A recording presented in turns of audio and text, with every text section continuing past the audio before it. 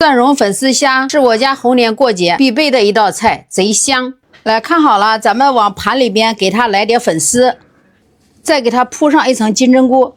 大虾你就像我这样，去掉头，走中间剪开，铺在金针菇上。蒜末用清水去清洗一下，再去沥干水分，这样炒的时候呢不会发苦。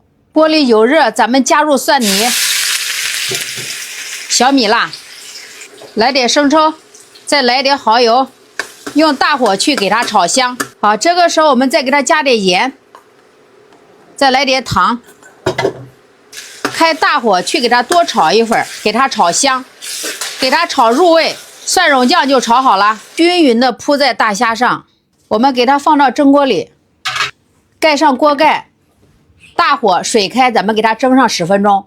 我每天都分享一道简单的家常美食，喜欢的兄弟姐妹们可以给我点个免费的爱心，支持鼓励一下。我在这里祝所有的兄弟姐妹们少生气，多赚钱，身体健康，万事如意。感谢大家的支持。时间到了啊，我们来打开锅盖，来给它出锅，蒸好以后撒上葱花，来点热油激发出它的香味，蒜蓉粉丝虾就好啦，好吃又好看。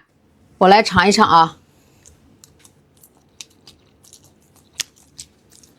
虾子非常的鲜嫩哈，特别的好吃。咱们来看看这个粉丝啊，